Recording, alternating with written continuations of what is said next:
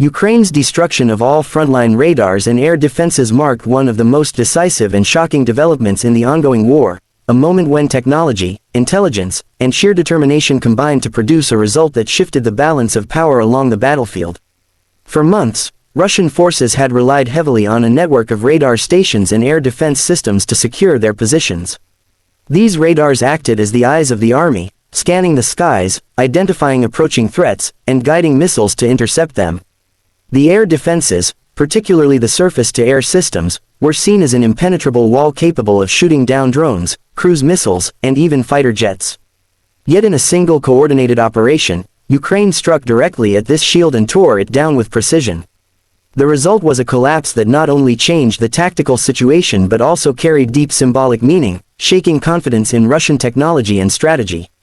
The operation itself began with silence, the kind of silence that masks enormous preparation behind the scenes.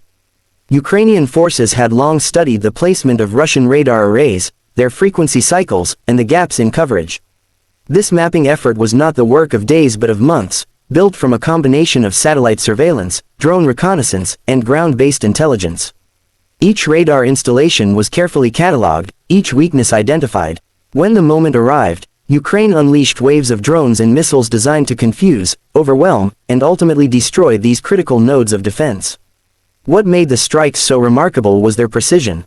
Instead of randomly targeting, each missile was programmed to strike exactly where it would cause the maximum disruption.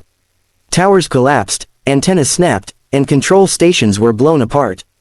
Within hours, entire sections of the frontline radar coverage went offline, leaving large stretches of Russian forces blind to the skies above them.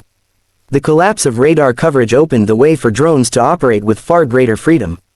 Prior to the operation, Ukraine had struggled to keep drones aloft for long periods because Russian radars quickly detected them and guided air defenses to shoot them down. But once the radars went dark, Ukrainian drones suddenly had a new level of freedom. They were able to fly deeper into occupied territory, capture valuable surveillance footage, and guide artillery with pinpoint accuracy. This new operational environment gave Ukraine a performance advantage that was visible almost immediately.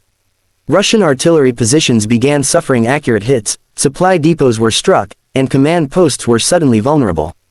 The absence of radar eyes turned the once dangerous skies into a pathway for Ukrainian innovation and initiative. The effectiveness of the operation also revealed the adaptability of Ukraine's military. Air defense systems are not easy to neutralize. They are designed with redundancy, mobility, and protection. Yet Ukraine used a layered strategy that combined electronic warfare, decoys, and precision strikes. Electronic jamming created confusion, interfering with the signals that guided Russian missiles.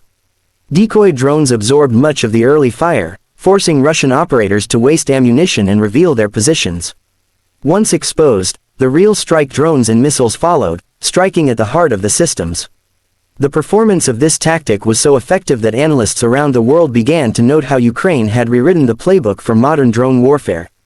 What was once considered impossible, taking down entire air defense networks in a contested zone, was now a reality, achieved with a mix of determination and creativity. The safety dimension of the operation also stood out. Unlike indiscriminate bombardments that risked civilian casualties, Ukraine's strikes were aimed specifically at military infrastructure. Reports indicated that careful planning went into choosing targets that were positioned away from heavily populated areas. This emphasis on minimizing collateral damage underscored Ukraine's effort to maintain legitimacy in the eyes of international observers. It also reflected a professional approach to warfare, where precision is prioritized over raw destruction. Safety was not only about protecting civilians but also about protecting Ukrainian forces themselves. By jamming enemy communication lines and neutralizing radars first, Ukraine reduced the risk of counter-strikes during the mission. This gave the attackers a greater chance of success while minimizing losses, a calculated safety feature embedded in the very design of the strike. The unique aspects of this operation are what truly elevate it above routine battles. For one, it demonstrated Ukraine's capacity to dismantle not just soldiers or tanks but the sophisticated technology that underpins modern armies. By destroying radars and air defenses, Ukraine essentially took away Russia's ability to see and respond in real time. This changed the psychology of the battlefield because Russian troops no longer felt protected. Another unique element was the fusion of Western technology with local ingenuity. Long-range precision missiles supplied by allies worked in tandem with homegrown drones and tactics. This blend created a hybrid force that capitalized on the strengths of both worlds. Finally, the timing of the operation was itself unique. By striking just as Russia was reinforcing certain fronts, Ukraine maximized the disruption, ensuring that Russian plans were thrown into chaos at the worst possible moment. These unique selling points made the operation not just a tactical success but also a strategic masterpiece. When analyzing the price of the operation, the disparity between cost and damage becomes striking. Ukraine invested in drones, missiles, and intelligence operations, a significant but manageable expense given the support it receives from Western allies. In contrast, the systems destroyed represented billions of dollars worth of Russian equipment. Advanced radar stations, mobile missile batteries, and complex electronics, all of them were neutralized in a matter of hours. The price Russia paid was not only financial but also reputational. For years, Moscow had marketed its air defense systems as among the best in the world. The collapse of these systems in the face of Ukrainian strikes raised questions about their true effectiveness. Countries that once considered buying Russian air defenses began reconsidering. Thus, the price included not only material loss but also a long-term blow to Russian influence in the global arms market. The conclusion drawn from all these layers is that Ukraine's destruction of frontline radars and air defenses was not just another battle report but a transformative event in modern warfare. It showed that even the most advanced defenses can be dismantled through intelligence, creativity, and precision. It proved that cost-effective methods can defeat expensive systems. It highlighted that responsibility and safety can coexist with devastating effectiveness. And most importantly, it shifted the momentum of the war by giving Ukraine a psychological and tactical edge. This operation will be studied for years, not only by military strategists but also by nations seeking to understand the future of warfare.